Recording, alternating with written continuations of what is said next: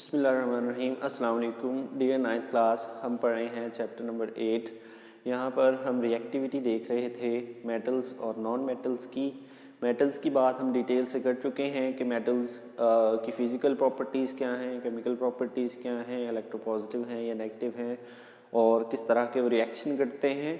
उसके बाद हमने बात की थी नॉन मेटल्स की कि नॉन मेटल्स पीरियोडिक टेबल की राइट साइड पे होते हैं और ये ग्रुप नंबर 13 से 18 तक होते हैं। तो यहाँ पर इनकी बातें हम कर रहे थे कि इनकी फ़िज़िकल प्रॉपर्टीज़ क्या हैं और इनकी केमिकल प्रॉपर्टीज़ क्या हैं।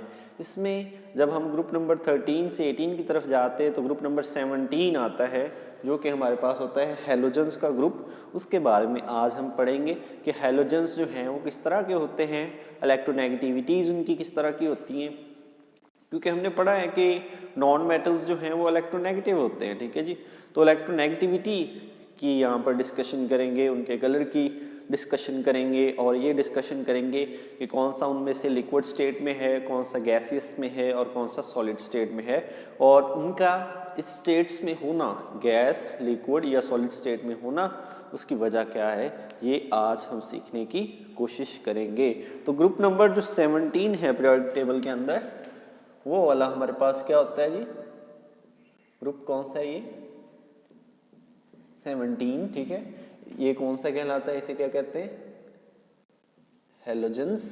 ठीक है, इस ग्रुप में मेंबर्स हैं इसके fluorine, chlorine, bromine, iodine and astatine. ठीक है जी, ये वाली जो हैं हमारे पास, ये सारे हैलोजेंस कहलाते हैं ग्रुप नंबर 17 वाले।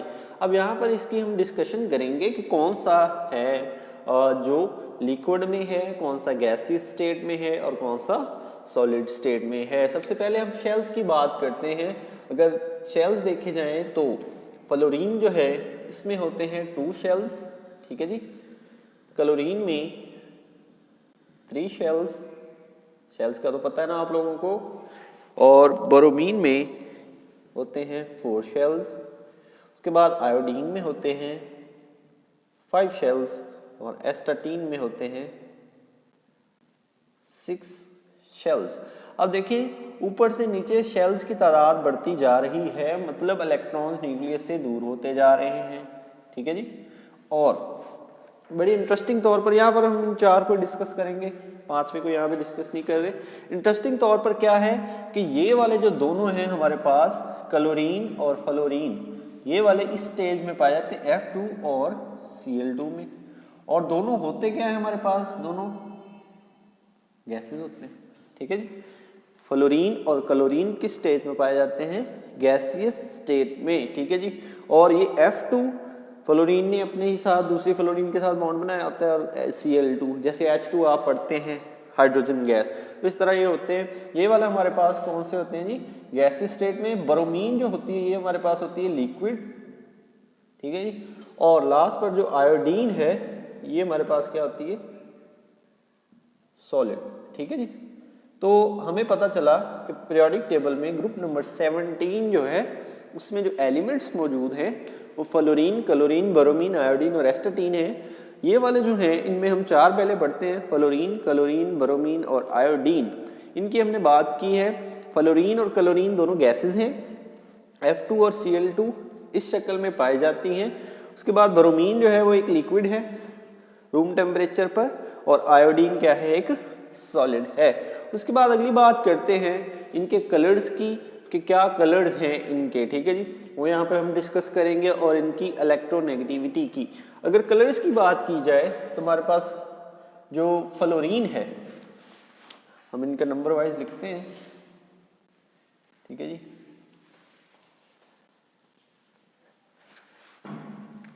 ये भी हमारे पास गैस है। ठीक है जी, और ये भी क्या है, एक गैस। अब अगर फ्लोरीन की बात की जाए तो फ्लोरीन का कलर जो होता है वो किस तरह का होता है जी, पेल येलो होता है, पेल येलो, ये फ्लोरीन का कलर है। ठीक है, उसके बाद दूसरे नंबर पर जो क्लोरीन गैस होती है इसका कलर कैसा होता है, इसका होता है ग्रीनिश येलो, ग्रीनिश येलो इसका कलर होता है। कलर में भी डिफरेंस है, फिजिकल प्रॉपर्टीज भी इनकी डिफरेंट है, केमिकल प्रॉपर्टीज भी, हम भी फिजिकल प्रॉपर्टीज की बात करते हैं कि ऊपर वाले दो गैसेस, तीसरा लिक्विड, चौथा सॉलिड। उसके बाद ये वाला जो है हमारे पास, इसका कलर कैसा होता है, इसका होता है reddish brown, reddish brown colour होता है। ब्राउन कलर होता है, सुर्ख सुर्ख सा लगता है थोड़ा, ठीक है, तो रेडिश ब्राउन इसलिए इसे कहते हैं।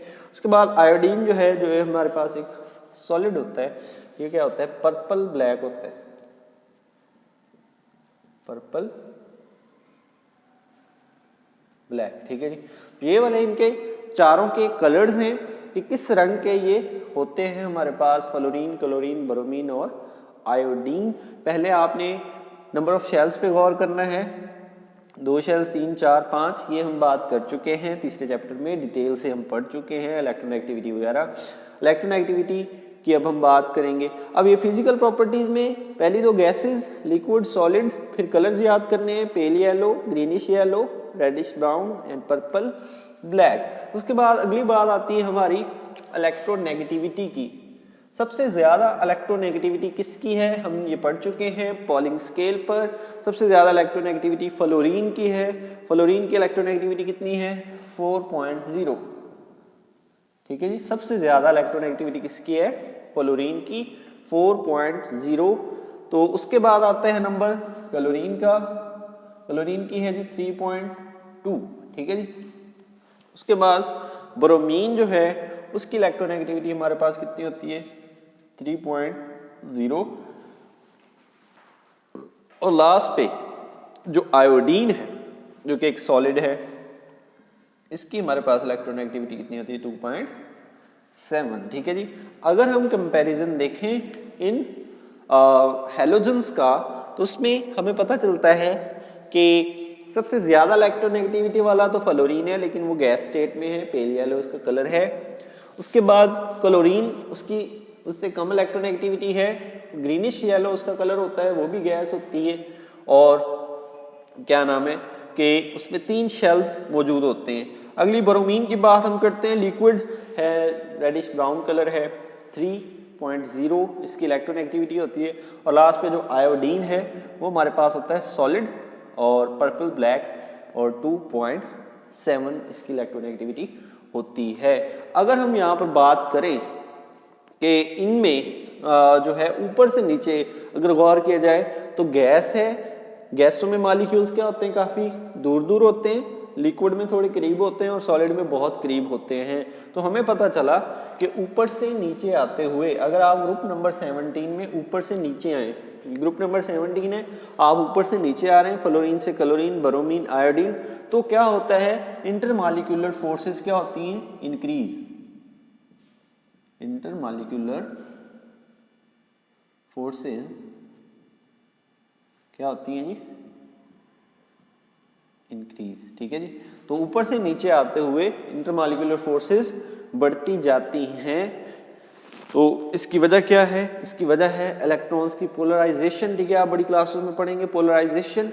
यहाँ पर 2 शेल्स हैं तो पोलराइजेशन कम है, इसकी ज्यादा है, इसकी और ज्यादा है, इसकी और ज्यादा है। जिसकी सबसे ज्यादा पोलराइजेशन होती है वो सॉलिड होता है, जिसकी उससे कम होगी लिक्विड, जिसकी काफी कम होगी वो गैसियस स्टेट में होता है।